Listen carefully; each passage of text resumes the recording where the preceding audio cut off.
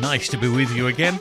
Don't expect anything too exciting in this particular video. This is something I was talking about, I think in the last video, or the last but one. A couple of LGs come in. And I've only just really noticed, even though they are both LG, they both come in the same week with the same fault, you know, backlights. It's always the backlights really, isn't it? But the other thing I didn't notice is they're both exactly the same model. So we'll start with this one. This is an LG 47 LA620V. It is still one of the nicer LGs. I mean, it's been around for some time. As you can see, it's November 2013 for this one. We'll check the date on the next one in a second as well. But these are still carrying the apps. They haven't taken off the apps on these. If you've got the slightly older versions of this, which is the 570, the 575V and the 578V, the only difference with the latter is the 8V has got the Bluetooth. But if you've got those, some of the apps have disappeared. They took YouTube off last year, and I think Netflix is disappearing if it hasn't disappeared already. It's a shame. The license only runs for some time, and they don't expect these TVs to go on forever. This one, as you can see, is 9 years. I think the other one we're looking at then is going to be slightly newer, just by a few months, that's all. And this one's still got all of its apps, which is pretty good. So we'll do what we usually do with these, and that is put a brand new set of backlights in both. We're not going to mess around. The backlights are cheap enough for these. They both belong to customers, and of course what you have to do with these is get the clips out so you can take off the reflector sheet, because the reflector sheet is held down by some clips. Don't snap the clips off from the other side. That's not playing the game. Because there are two that are stuck under the boards, so you do have to unscrew the main board, take it out, then get rid of the clip, move the clip out, and then you can start putting the new backlights in. As always, we'll test the backlights because we've got the backlight tester set up, or I will have it set up in a second in the bottom right hand corner. My apologies in advance. I've got a dodgy camera again, which keeps freezing from time to time. I don't think it's going to freeze too much, but I think it does freeze for a 30 seconds, something like that. Anyway, main board coming off, clips are coming out, and then we'll go through and test the backlights one by one, even though these will, well, the full strips, the working strips, won't get tossed out. The broken strips, any faulty strips will. But for emergencies, and if people want a cheap fix and just want a TV to run for a few months because it's in the spare room, I do keep hold of some. Anyway, let's just put this main board back in, and then we'll go through the backlights and see what's what. What?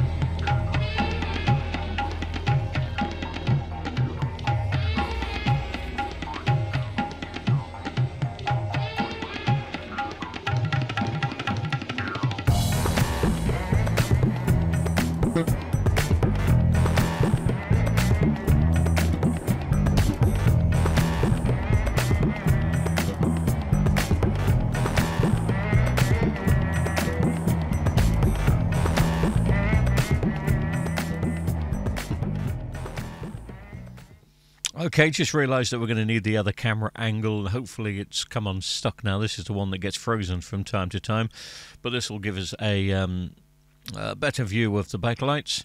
And as you can see in the bottom right hand corner, 309, 310 volts DC coming through the probes. This is why on these particular probes, you notice I've got two sets of probes on the workbench, one set of probes is just for the Mutley meter to test voltage and diodes and continuity. But on this one, I'm just taking off the tips because this is carrying high voltage. So we'll go through the strips one by one and see what we expect. It's 3 volt per LED anyway. Don't seem to be getting far on this one.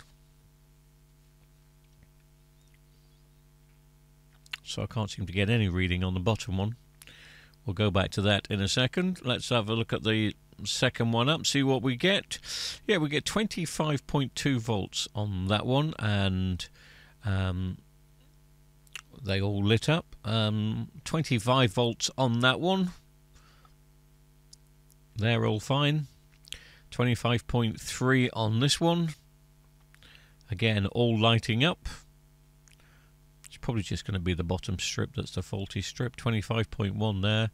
And let's just see how we're getting on with the top strip. Are they all going to light? They are. 25.1 volts. I say each strip, don't forget there are 2 strips. They're linked together in the middle. So I'm just checking the bottom right hand strip. They're all lighting up at 14.1, 14.2 volts DC. And there's going to be a problem on the left hand side somewhere.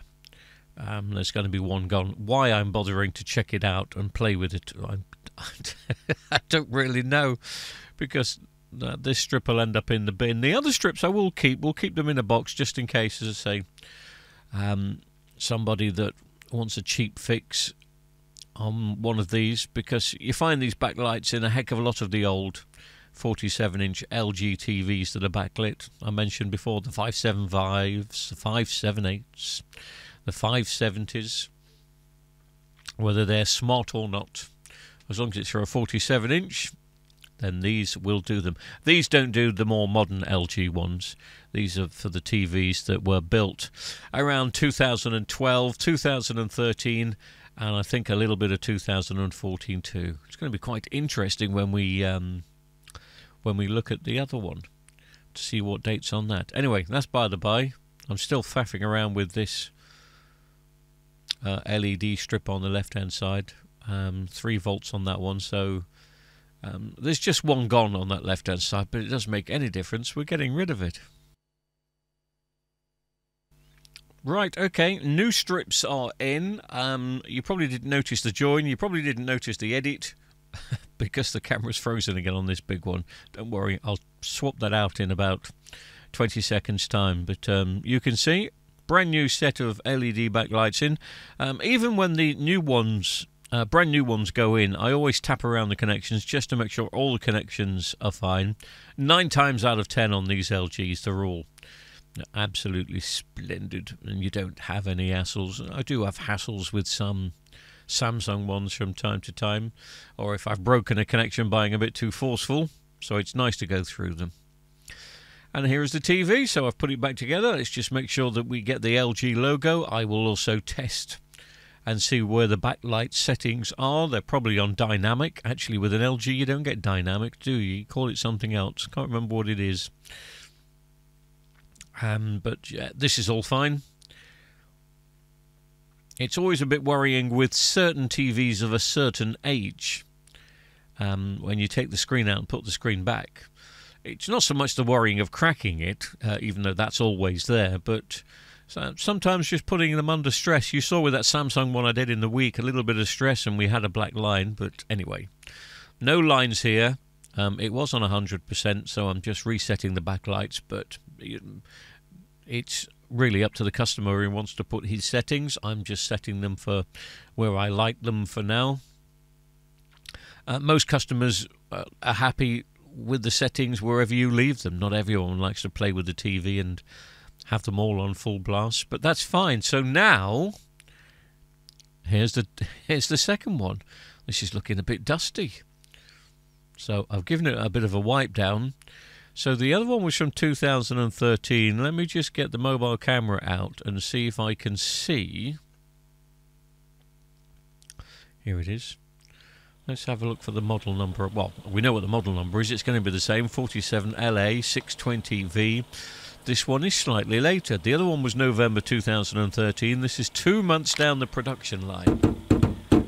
But again, it's coming with the same fault. Don't worry, the TV's not got wet. It was a bit on the mucky side, so I decided the bits I'm going to be touching because of filming close-ups, etc. And this is the other one. This is the one from it's November 2013, whereas the other one, as you can see, is January 14. I've just put them side by side so you can see there. I hope that helps. Just a slight difference, a couple of months. But one was from November 2013, one was from January 2014. Just going to go through the same procedure here. Test the backlights, see what lights up and what doesn't.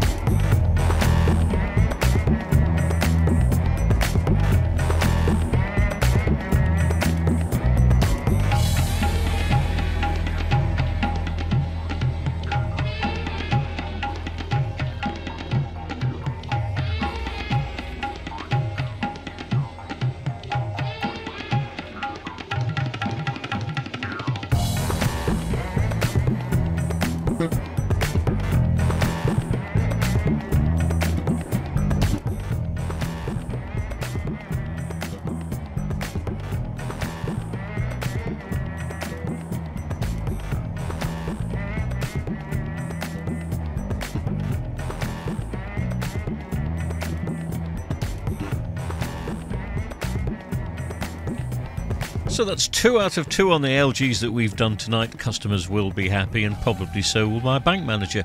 Hey, listen, thanks for your support. We're getting close to 1,000 subscribers, which is pretty darn amazing, really, when you think about it. Just for TV repairs, 1,000 subscribers, we're chasing them. So if you haven't subscribed, please do, and thank you very much for all your support. Keep it going. You can find me, Alan Fleckney, on Facebook, also on Twitter, Life of Fleckers. If you have any questions, get in contact, always willing to help, and we'll do some more as soon as we can.